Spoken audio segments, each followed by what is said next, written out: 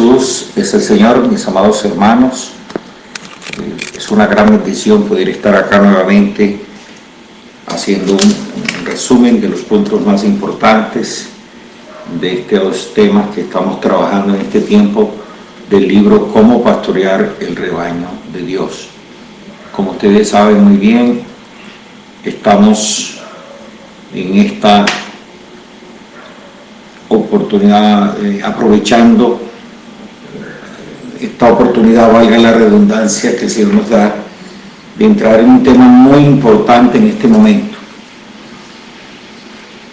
Nuestros apóstoles y profetas han enfatizado la necesidad de que las iglesias tejan una red de pastoreo, que no solamente seamos los que predicamos el Evangelio, profetizamos en las reuniones y cuidamos de los servicios prácticos, sino que también comencemos a desarrollar este ministerio tan importante en este tiempo.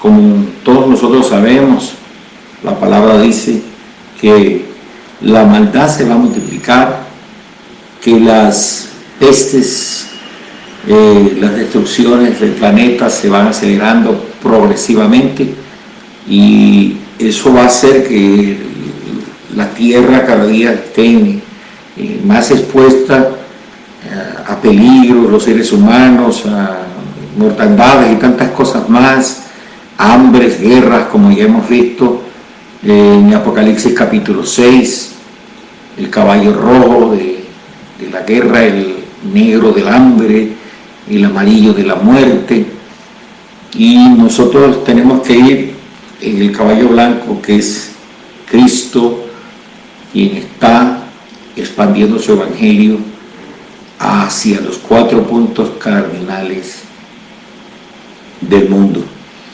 Hemos venido entonces mirando en estas últimas semanas, aprovechando que falta poco tiempo para tener en nuestras manos el nuevo alimento diario de Tesalonicenses. Vimos ahí, el primer capítulo fue modelos de rebaño, el segundo fue asumir nuestra responsabilidad, y en esta oportunidad estaremos viendo un grande milagro. Cuando hablamos de pastorear, hay una razón del por qué. Y si nosotros vemos en Génesis 1, 26 y 27, el hombre fue creado a la imagen y semejanza de Dios. Mientras que si nosotros recordamos, Lucero fue creado con todas las capacidades de una vez, lleno de hermosura, de sabiduría, y de una vez comenzó a funcionar en las comisiones que Dios le dio. Pero nosotros sabemos que el ser humano fue creado de otra manera.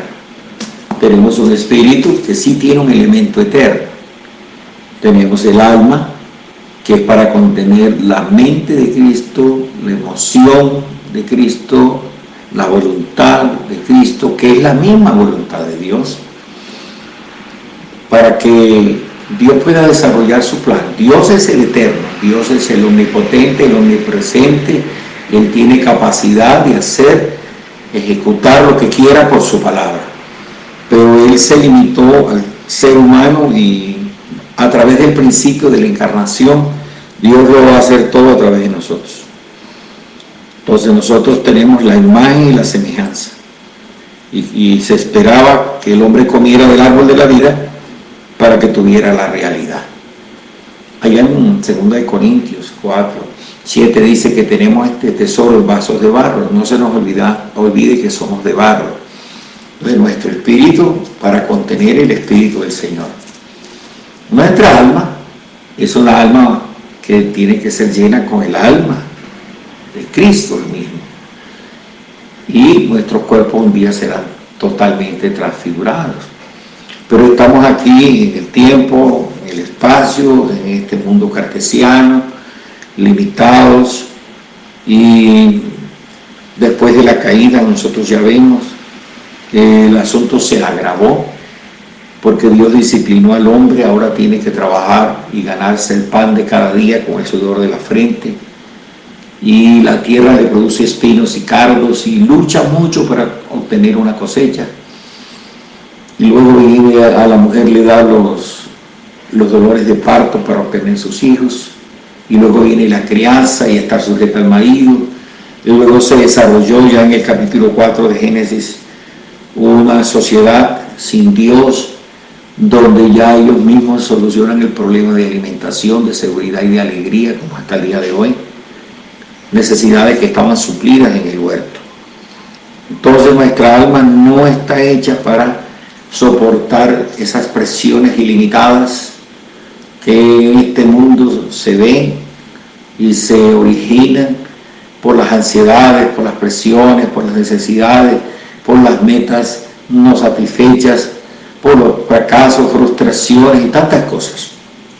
Nosotros en esta pandemia hemos visto cómo se han disparado los conflictos familiares, cómo ha habido agresiones, irrespetos, asesinatos en el seno de la familia, y eso estaba ahí latente, pero no se había manifestado como se manifestó hoy.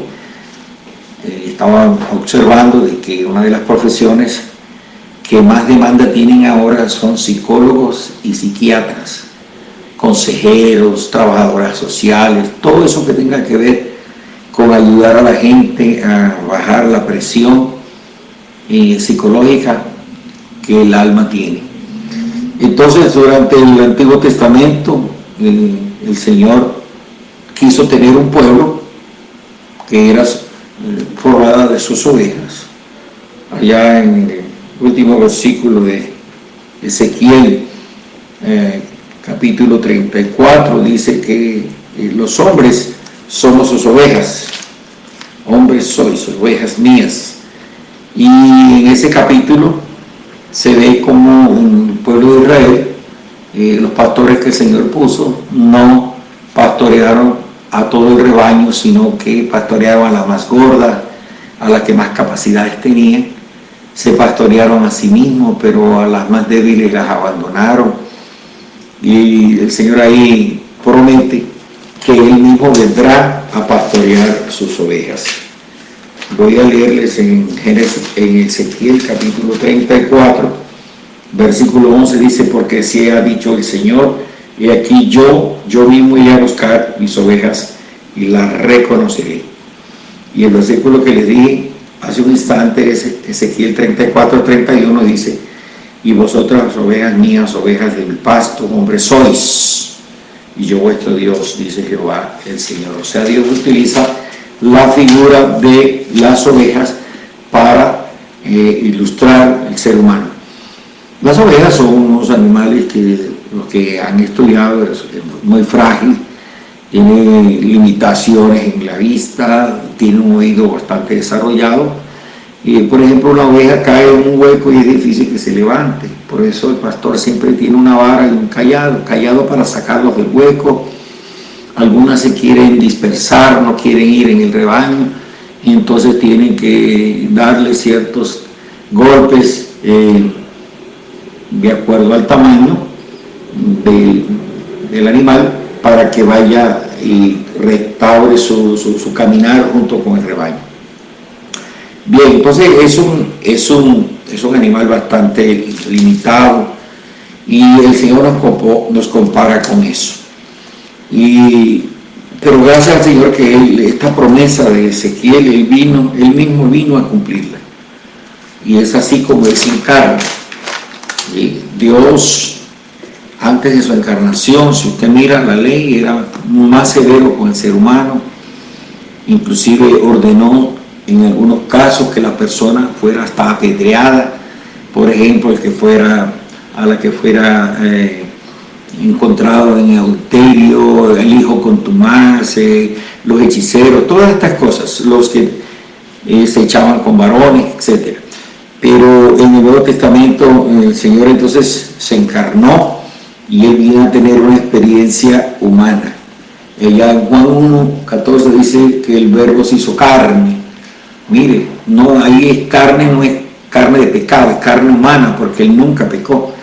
y ahora después que cumple ese periodo de formación, ¿cierto?, en el hogar de José y María, llega el momento en que él es bautizado e inicia su ministerio. Y su ministerio fue para cumplir lo que ya habíamos leído en Ezequiel capítulo 34.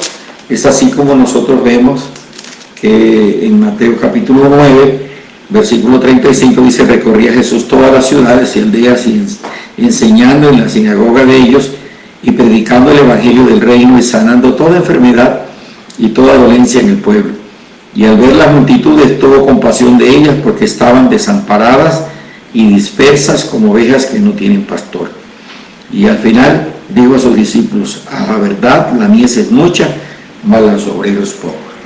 Entonces, en esa época, los pastores que el Señor puso, los reyes, los sacerdotes, los levitas, los ancianos, los líderes, no se ocuparon de esa función tan importante de pastorear al rebaño. Y cuando Jesús vino, los fariseos no lo hacían, los saduceos no lo hacían, tampoco los sacerdotes de esa época, pero Jesús sí lo hacía. Entonces él tuvo compasión. Tener compasión es tener empatía, es meterse en los zapatos de los demás, es sentir lo que los demás sienten. Y hay un principio en la Biblia que yo no puedo sentir, sino la experiencia que yo mismo he tenido, y eso lo podemos comprobar en 2 de Corintios capítulo 1 versículo 4, que dice: el cual nos consuela en todas nuestras tribulaciones, para que podamos también nosotros consolar a los que están en cualquier tribulación, por medio de la consolación con que nosotros somos consolados por Dios. O sea, hay un principio aquí que nosotros tenemos que pasar por las experiencias para que podamos ayudar a otros. Me gusta mucho el libro de los Hechos, capítulo 1, versículo 1, que dice: en el primer tratado, Teófilo, hablé acerca de todas las cosas que Jesús comenzó a hacer y a enseñar. Él comenzó a practicar primero y luego fue y enseñó. Luego que Jesús ya terminó este ministerio terrenal y sanó a muchos, enseñó, liberó a la gente, como dice en Lucas capítulo 7, versículo 21. Me gusta mucho ahí, porque ahí dice que hay 3 clases de enfermedades, o sea, de dolencias, que él vino a sanar. Dice, y en esa misma hora sanó a muchos de enfermedades, ahí son del cuerpo, y plagas son del alma, y de espíritus malos. Y también los espíritus malos poseen los cuerpos, los vuelven una filtrada humana, podemos decir, esa hemos visto gente que aparentemente en la calle está con problemas emocionales serios, y es muchas veces porque tienen legiones de demonios dentro, como ya lo vimos en el ministerio terrenal del Señor Jesús. Pero Él vino a salvarnos. Pero si Jesús completa su ministerio en la tierra y Él no muere, no resucita, entonces nosotros no hubiéramos tenido la oportunidad de poder ser salvos, de poder ser esas ovejas de su rebaño. Él, cuando vino a la tierra, en Juan capítulo 10, él sabía que Dios le dio la promesa a Abraham de tener un pueblo terrenal, que es Israel, y uno celestial, que es la iglesia. Y si usted lee el capítulo 10 de Juan, encontrará que él estaba ahí hablándole al redil, o sea, al corral de las ovejas judías. Pero luego él dice que él quiere tener un solo rebaño, como dice el versículo 16, también tengo otras ovejas que no son de este redil, que somos nosotros los gentiles, aquellas también debo traer, y oirán mi voz, y habrá un rebaño y un pastor. Eso se cumple en la cruz, donde la pared intermedia de separación, como ya lo vimos en el libro de Efesios capítulo 2, fue derribada para hacer de los dos un solo nuevo hombre, haciendo la paz. Entonces, cuando creemos, ahora el Espíritu entra, y cuando somos bautizados somos metidos en el cuerpo de Cristo, que es donde el Señor quiere tenernos. Ese es su rebaño, el cuerpo de Cristo, donde Él es el pastor y nosotros somos las ovejas. Si usted y yo miramos, antes de ir a la cruz en Marcos, como lo vimos esta semana, en Marcos capítulo 14, el Señor tiene una experiencia difícil de apreciar, de captar, porque todo el mundo piensa que él, como hijo de Dios, nunca pasó por situaciones como la que está aquí. En Marcos 14, versículo 34, dice: mi alma está muy triste hasta la muerte, quedaos aquí y velad.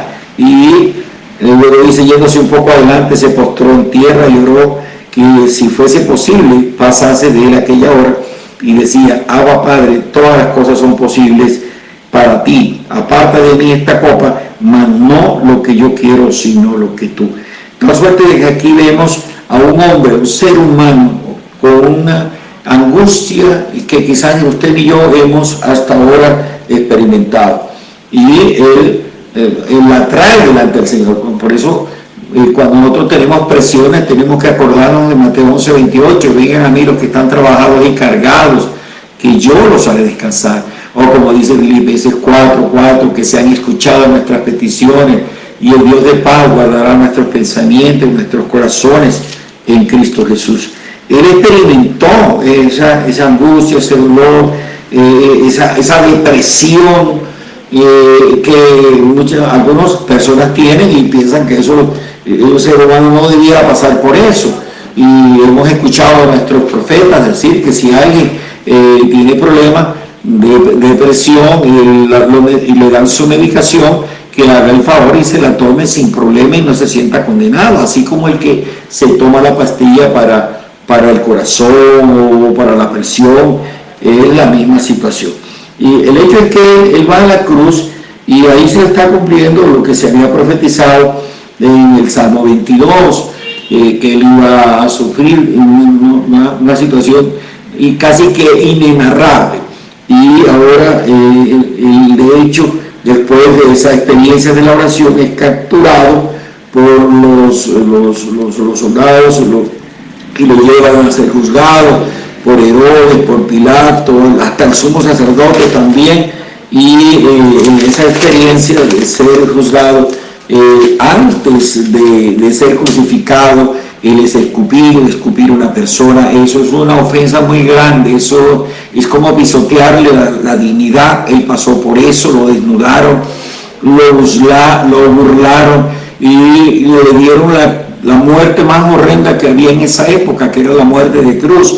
Por eso Pablo hace mención de eso en Filipenses capítulo 2, donde dice que él se humilló hasta lo sumo y se le dio una muerte de cruz, y por eso Dios lo exaltó hasta lo sumo también y le dio un nombre que es sobre todo nombre.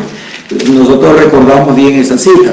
Entonces el asunto es que ahora Jesús ya muere y resucita, y luego le da el encargo del pastoreo a los discípulos, cuando en Juan capítulo 21 ellos se habían ido a pescar. Ahí los busca y los trae al arrepentimiento, porque esa es la función que tenemos nosotros, de estar ayudando a otros también a volverse. El Señor no los dejó. Y si usted lee, y leemos en Juan capítulo 21, cuando le pregunta a Simón Pedro si lo ama 3 veces, en el versículo 15 al final, él le dijo que si, como Pedro le dijo que lo amaba, él le dijo: entonces apaciéntame corderos. Está describiendo ahí a los recién convertidos que necesitan un cuidado especial, no conocen la palabra fundamental, no conocen la palabra profética, no conocen el ejercicio del Espíritu, no conocen qué es invocar, por qué esa práctica es tan importante, y eso hay que hacerlo.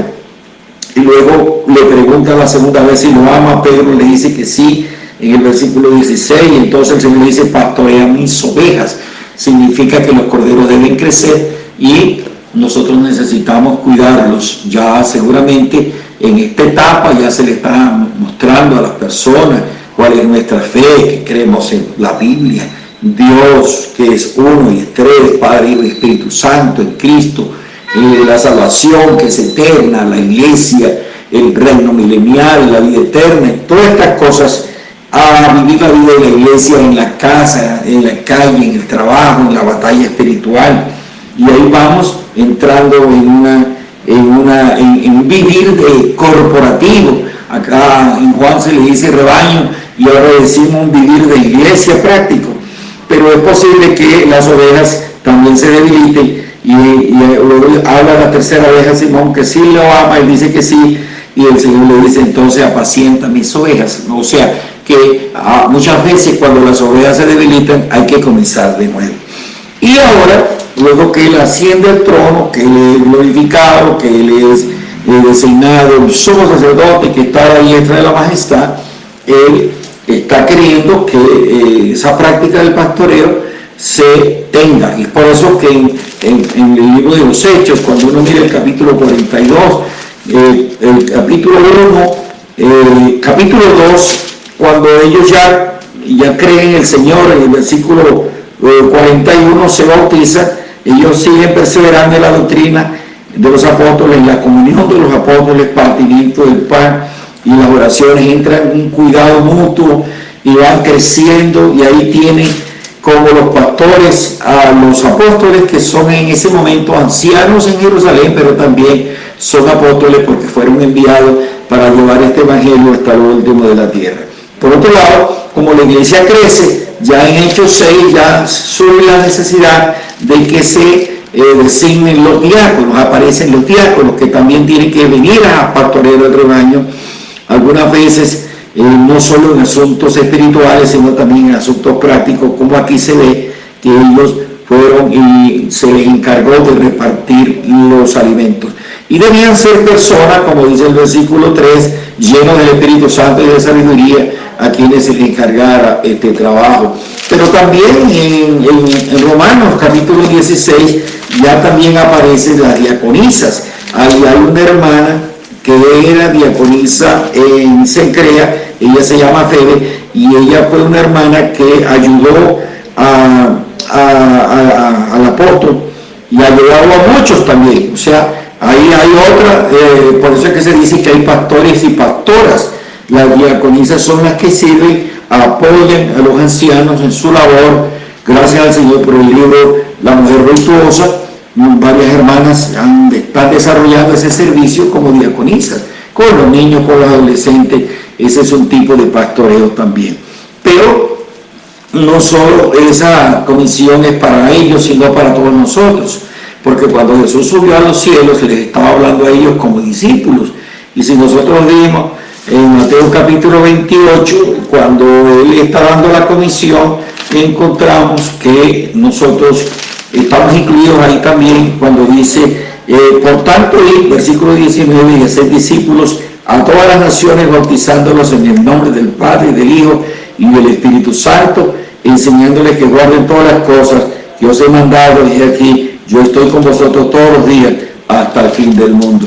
Ese encargo tenemos que llevarlo nosotros también en esta época. Había momentos de la vida de la iglesia en que eso no se dio, y es por eso que surgieron el sistema pastoral que ya conocemos y que no es bíblico, porque nosotros ya sabemos que en Juan capítulo 10, cuando el Señor habla del asalariado que no es pastor, entonces nosotros no debemos pastorear por ningún interés personal ni económico, absolutamente. Jesús dice que el buen pastor da su vida. Usted y yo necesitamos tener ese corazón de dar la vida por los hermanos. Hay muchos hermanos que hoy están quizás sufriendo los embates de la pandemia, están esperando una llamada, una oración, una ofrenda, qué sé yo, alguna cosa, un acompañamiento para poder salir adelante en medio de todas estas situaciones, y nosotros necesitamos desarrollar esa sensibilidad. ¿Cómo nos gustaría que hubiera familias como la de Cornelio, que en Hechos 10, versículo 24, cuando Pedro llegó allá, estaba reunido él con todos sus familiares y amigos más íntimos, era como un grupo familiar de cuidado y multiplicación. Gracias al Señor por esa herramienta que nos ha dado también para pastorearnos, pero necesitamos hacerlo de verdad, que no solamente sea una reunión, sino que sea un grupo de cuidado mutuo y multiplicación, donde nosotros aprendemos, uno aprende del otro, aprendemos a servir juntos, aprendemos a disfrutar juntos, pero también a cuidarnos mutuamente.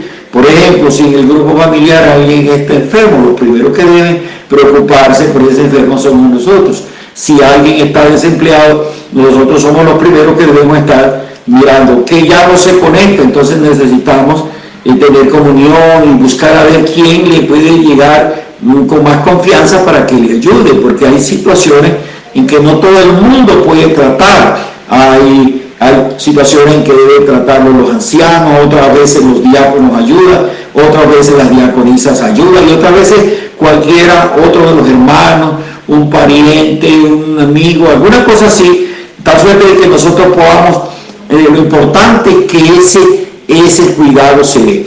Cuando nosotros vemos allá en el Éxodo capítulo 18, ese modelo es muy bueno, porque cuando Moisés estaba liderando el pueblo, el suegro le dijo que así no era, que él tenía que delegar, formar grupos de 10, de jefes de 50, de 100, pero que tenían que tener unas condiciones morales bien acentuadas, bien definidas, ¿cierto? Y Moisés lo hizo así, y él pudo llevar adelante, ocuparse del ministerio de la palabra, de estar en la presencia del Señor buscando la dirección, porque eso se necesita. Dice en Éxodo 18, 21, además escoge tú entre todo el pueblo varones de virtud, temerosos de Dios, varones de verdad, que aborrezcan la avaricia, y ponlos sobre el pueblo para jefes de millares, de centenas, de 50 y de 10. Debe haber una estructura, y nosotros estamos luchando por eso. Ya hay algunos grupos acá que estaban muy numerosos, los multiplicamos por 3, ahora esperamos que los otros apenas haya las condiciones. Estamos orando por varones que lideren, hermanas que apoyen, y que podamos llenar esta ciudad y cada una de las ciudades donde el Evangelio del Reino llega, para que se invoque el nombre del Señor, el reino llegue y Cristo pueda venir bien pronto. Entonces, por ahora dejamos este encargo aquí sobre el pastoreo, y el próximo domingo estaremos compartiendo un poco más sobre esta práctica tan necesaria en esta época. Señor, te damos gracias por este tiempo, gracias por este tema, porque tú nos estás abriendo los ojos y nos estás dando caminos para que podamos desarrollar ese amor fraternal entre los hermanos. Llévanos a ser esos pastores, esos sacerdotes que llevan a los hermanos en el pecho, en el corazón, y que lo llevan también en los hombros, y que luchan por ellos. Señor, danos ese corazón que tú tienes, de tener compasión, tener empatía los unos por los otros. Lo pedimos en el nombre de Jesús. Amén y amén.